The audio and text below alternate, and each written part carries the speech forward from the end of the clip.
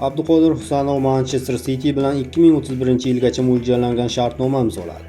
Angliya va Yevropa futbolining yetakchi klublaridan biri Manchester City o'zbekistonlik iste'dodli himoyachi Abduqodir Husanov bilan hamkorlikni uzoq muddatga uzaytirdi.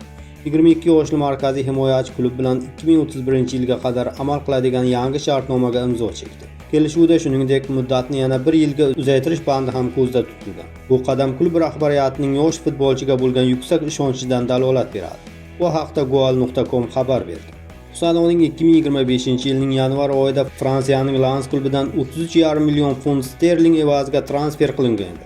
Dastlabki o'yinlarda xususan Chelsea jamoasiga qarshi debyutda biroz qiyinchiliklarga duch kelganiga qaramay, u tezda o'zini tiklab oldi. O'tgan mavsum davomida u barcha musobaqalarda 37 ta uchrashuvda maydonga tushib, shaharliklar mudofaasining ajralmas qismiga aylandi.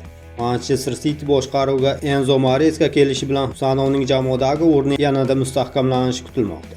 Futbolchi yangi murabbiy qo'l ostida o'z mahoratini oshirishga tayyorligini bildirdi. U o'tgan mavsumda nafaqat klub miqyosida, balki O'zbekiston milliy terma jamoasi safida 2026-yilgi jahon chempionatida ham ishonchli o'yin ko'rsatdi. Xalqaro tajriba to'pladi.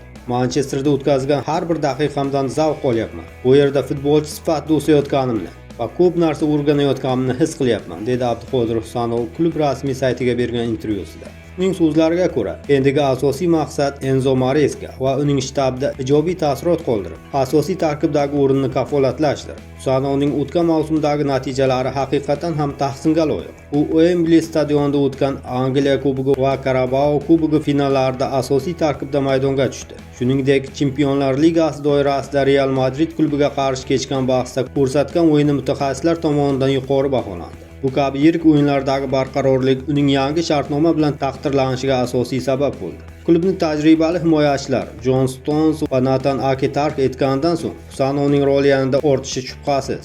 Manchester City futbol direktori Hugo Viana futbolchining rivojlanishidan mamnun ekanini yashirmadi. Uning ta'kidlashicha, Abduqodir Angliyaga kelganidan beri o'z ustida tinimsiz ishlab, jismoniy va texnik jihatdan dunyo darajasidagi himoyachiga xos xislatlarni namoyon etmoqda. Xbet.com ma'lumotlariga ko'ra, ushbu shartnoma Husanovning 2029-yilda yakunlanishi kerak bo'lgan avvalgi kelishuvini almashtirdi.